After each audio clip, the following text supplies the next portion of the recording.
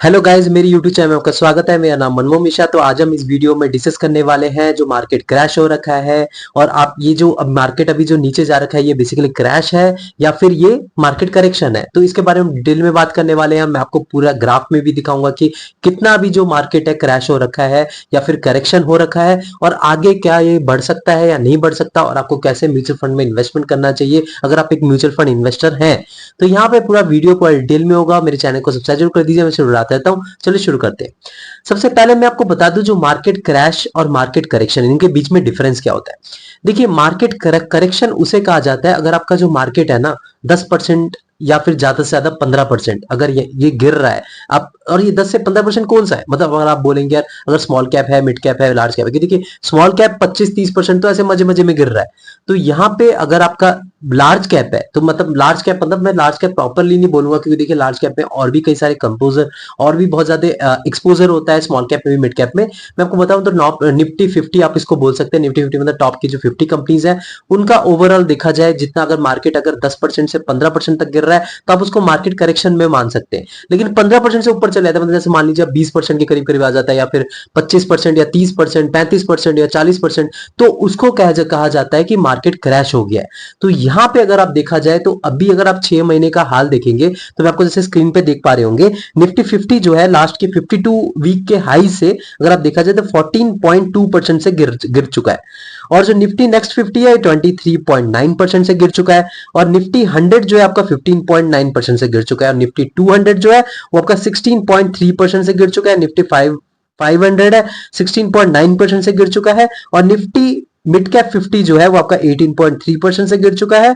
और आपका Nifty mid cap 100 जो है आपका 18.4%। निफ्टी मिड कैप 150 जो आपका 18.2%। और निफ्टी स्मॉल कैप हो गया, वो तो आप लगा लीजिए, स्मॉल कैप जो 50 है या फिर 250 है या 100 है, वो तो आपका 20% से ज्यादा से गिर चुका है। तो यहाँ पे तो डेफिनेटली आप देख पा रहे हैं कि जो मार्केट है यहाँ पे नीचे जाता हुआ देखने को डेफिनेटली मिला है। लेकिन आप इसको मार्केट क्रैश नहीं मान सकते, इसको एक मार्केट करेक्शन मान सकते हैं। क्योंकि देखिए आप यहाँ पे लगभग आप इसको मान सकते हैं कि 14 से 15% तक मार्केट गिरा है, वो भी इस साल में। तो यहाँ पे अगर आप इस स्क्रीन पे देख पा रहे होंगे कि मतलब अगर आप ओवरऑल रिटर्न देखिए तो 365 डेज का, मतलब अगर आप 1 ईयर से कंसिस्टेंटली एसआईपी कर रहे हैं, तो आपको यहाँ पे स्क्रीन पे दिख रहा होगा।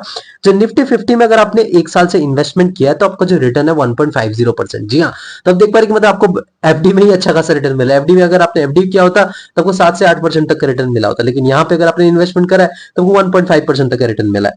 तो यहाँ पे अगर आप देखें तो बाकियों के भी आप देखेंगे 1%, 0.8%, किसका तो माइनस भी है। अगर आप स्मॉल कैप का देखेंगे तो -4.3 और -4.4% रिटर्न।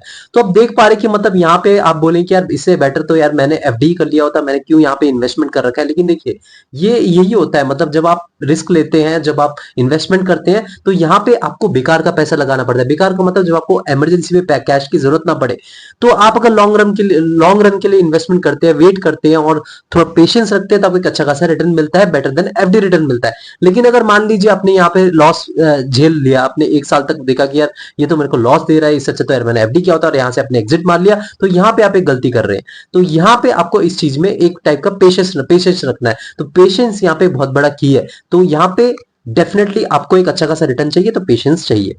अब सेकंड चीज की बात करें, आप जैसे कि मेरे स्क्रीन पे देख पा रहे होंगे कि अगर आप ओवरऑल क्रैश की बात करें, तो यहाँ पे हर्षद मेहता स्कैम जो 1992 में हुआ था, तो पूरे वहां पे फॉल देखने को मिला था मार्केट में 53.2% तक का।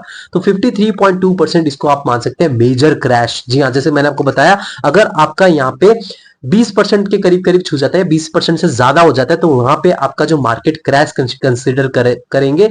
लेकिन यहाँ पे अगर आपका जो मार्केट है 10%, 15% गिरता है 6-7 महीने, 8 महीने में, तो आप उसको मार्केट करेक्शन कहेंगे। तो अभी जो है, अभी तक भी मार्केट आप उसको करेक्शन मान सकते हैं। लेकिन हाँ, यहां से अगर मार्केट 6 से 7% या 8% गिर जाता है, तो डेफिनेटली वहां पे मार्केट क्रैश माना जाएगा। तो यहाँ पे अगर आप देखा जाए तो 2000 में जो डॉट कॉम बबल एक क्रिएट हुआ था, तो उसमें अगर आप देखें तो जो फॉल हुआ था, आप देख पा रहे 1.36% तक का।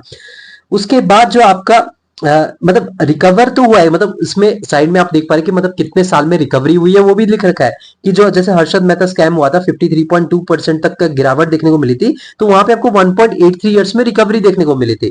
तो यहाँ पे जो सेकंड जो आपका क्रैश हुआ था 2000 में डॉट कॉम बबल में 51.36% गिरा तो था, लेकिन रिकवरी जो है वो बहुत बहुत लेट मिली थी, मतलब 4 इयर्स के आसपास, मतलब 3.83 इयर्स तक का। तो अब देख पा रहे कि मतलब यहाँ पे तो लोगों का दिवाला टाइप का ही निकल गया होगा। लेकिन जिन्होंने क्रैश के टाइम में जब मार्केट 51.36% तक का गिरा और वहां पे इन्वेस्टमेंट चालू किया ना, उनके लिए बहुत बढ़िया है।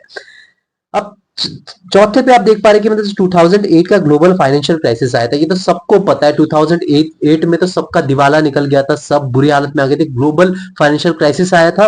वहां पे अगर आप देखें सबसे मेजर क्रैश देखने को मिला था, करीब करीब आप मान सकते हैं 60% तक का मार्केट गिरा था, 60%, जो कि बहुत ही मैसिव होता है। तो इसमें अगर रिकवरी देखने को मिली थी वो 2.83 इयर्स में देखने को मिली थी, करीब करीब 3 साल में, मतलब जिन्होंने 2008 के बाद अगर आप देखें 2011 के बाद ही रिकवरी देखने को मिली थी लोगों को। अब जो चौथा क्रैश आया था मेजर वो आपका 2020 में है, वो आपका कोविड क्रैश आया था। तो कोविड जब आया था तो उसमें अगर आप देख पा रहे हैं जो आपका क्रैश आया था 38.44% तक का क्रैश देखने को मिला था, और वो रिकवर बहुत जल्दी हो गया था। वो देखिए 2020 में कोविड आया था और 2021 में आप देख रहे हो बहुत ही मैसिव रिटर्न दे दिया था, बहुत ही तगड़ी रिकवरी देखने को मिली सिर्फ 1 साल में।